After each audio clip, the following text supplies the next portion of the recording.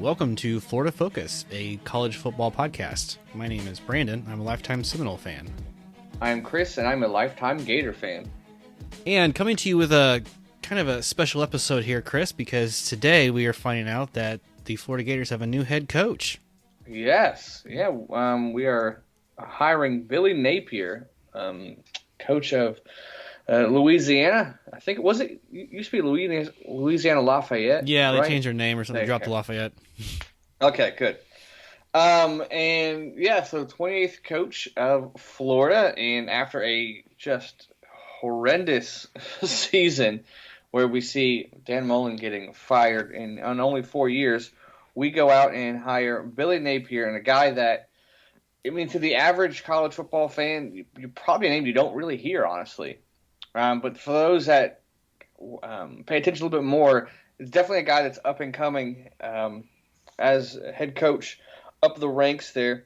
And to be honest, I'm not overly thrilled by the hire, but I definitely don't hate it.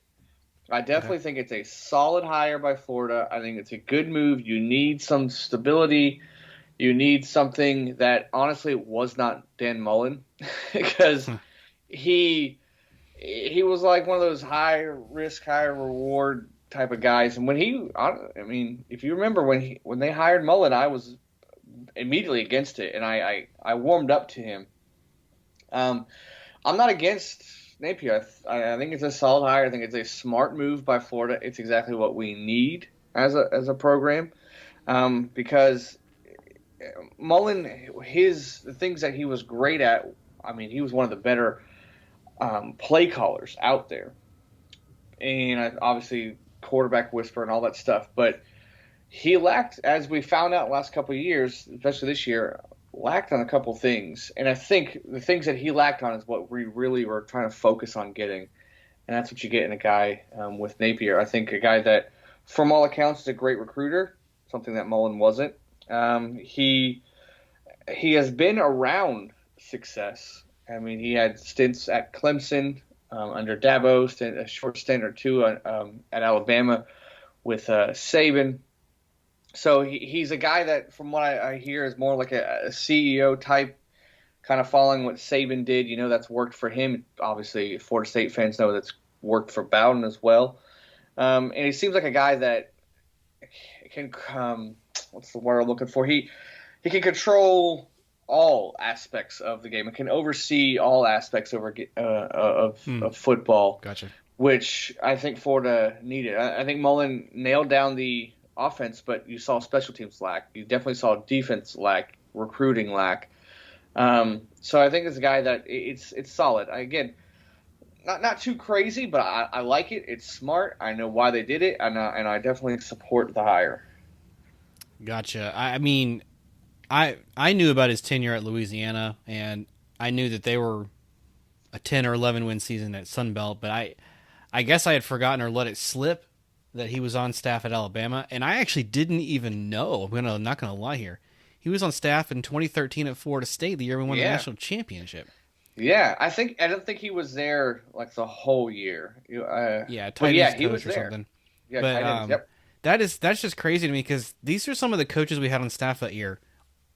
Any of these sound familiar? Billy Napier, Mark Stoops, Jeremy Pruitt. Yeah. All three SEC head coaches. Yeah, that's right. So he's definitely been around success, so that's good. Now you could say McElwain also was around success and see what happened there, but I like it. I think it's a definitely solid hire. It seems a lot of the players that we have really want him. The media buzz is that it's a good, solid hire. It's not a name like Lane Kiffin or Lincoln Riley. Not like an exciting name just to the average person, but I don't think we need that. I don't think we need exciting right now. I think we need stable. Okay. And I think this is a guy that is a safe choice with a lot of upside. Now, there is obviously some cause for concern because he doesn't have experience in the Power 5. He did great in the Sun Belt, and I think Louisiana was up to like 15 or 16 last year. They were ranked at the end of the year. Only lost one game to Texas this year, and I think they're 11-1 going to their conference championship game against App State. Done great there, but you have some concern. Like, can you do this at the next level? Can you do this in the SEC? Because I don't know if you've noticed, Brandon, the SEC is tough. It A is little tough bit. Just a little bit.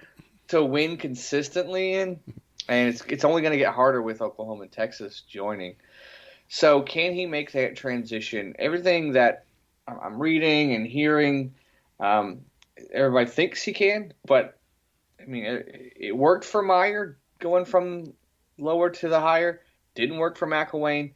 So we'll see. Is he more Meyer or McElwain? Don't know. But from what I'm hearing, just in the media and coaches and players, seems like this is a really good hire for the Gators. Yeah, Urban Meyer is the standard of, the group of 5 to the power 5, and that's a hard one to live up to. But yeah, it's a pretty safe, unbold move. I like the way you said that. That's very good. I'm curious to see how his personality fits in Gainesville, because that's always been an interesting fit. And how do you deal with the media and the fans? But yeah. I feel pretty comfortable with this one if I'm a Gator fan. Yeah, me too. Now he has to learn that his time is the time clock or shelf life, whatever. It can be short. You don't have 8 years to build the program. You're going to get a couple, then you better succeed or show improvement. So the goal is the SEC championship game in the playoffs. That's the goal. The goal is beating Alabama, LSU consistently. The goal is beating Georgia. Can he do that? Not just once or twice. Can he do that consistently? That's the standard for Florida. And some people can handle it, some cannot. So I hope he can. But we'll see.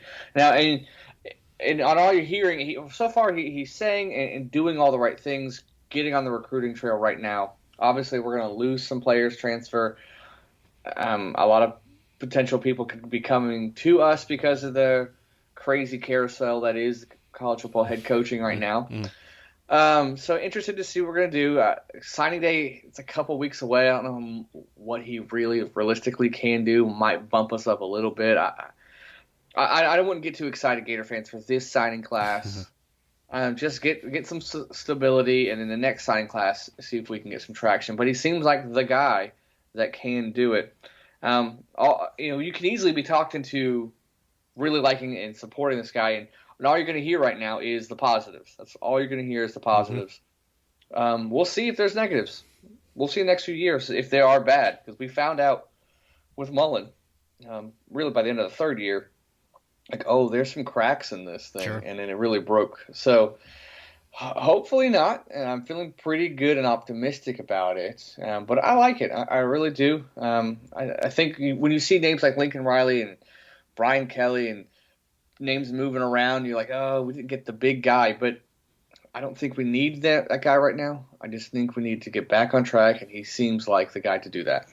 Napier's been really a top 10 name the last 2 seasons. So it's not like he's nobody, but you're right. He's not the splashy kind of hire. I get that. Yeah. So Gator fans, you should be excited, but still, I say this all the time, be patient. Be patient. Yep.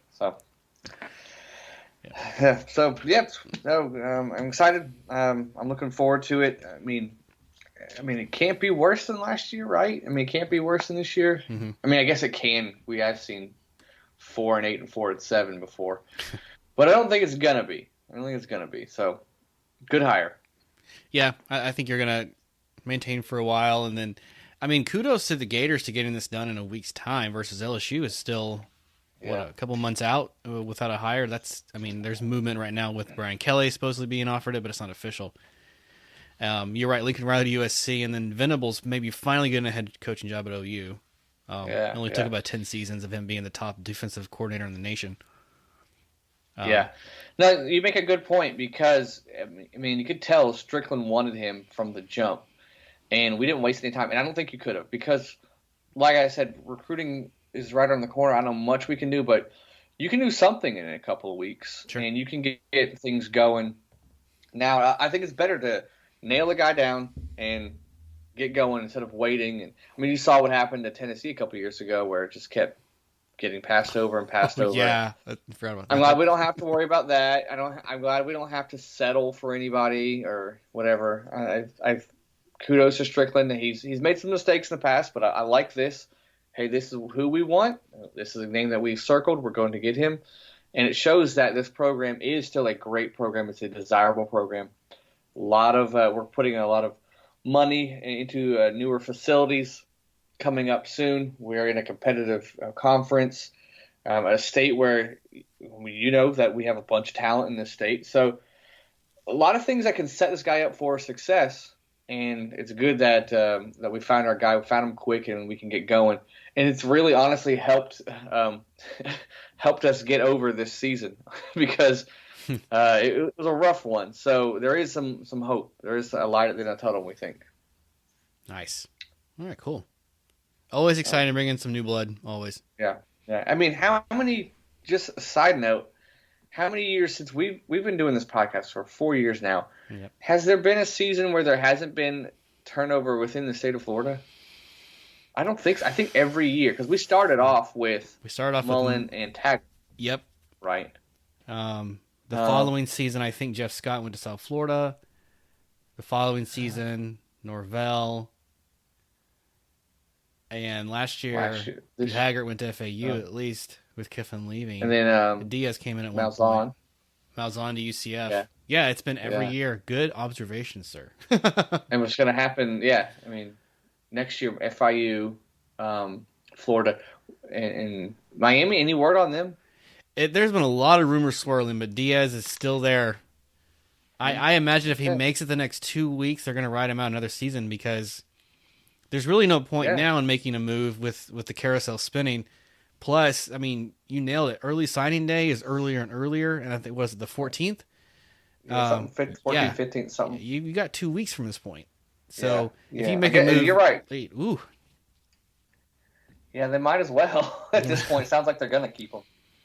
Curious Hurricane fans how they feel about him being there. Yeah. So. Don't tell me your win against Duke makes you feel comfortable, because it shouldn't. Yeah. No.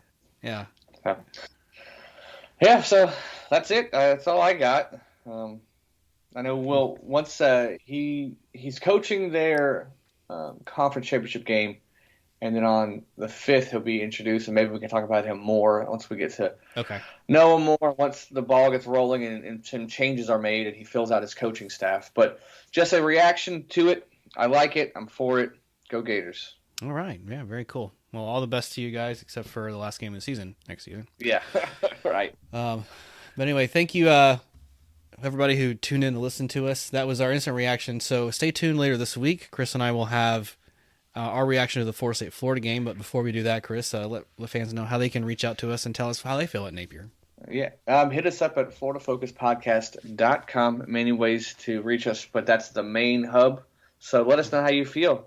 Thumbs up, thumbs down. Is it a good hire? Who else did you want besides him? So, let us know. Give us some feedback. Or tell us honestly, like, I did not know who this guy was. That happens too. Yeah, I understand. Very possible. This is Brandon saying go Noles. Chris, go Gators.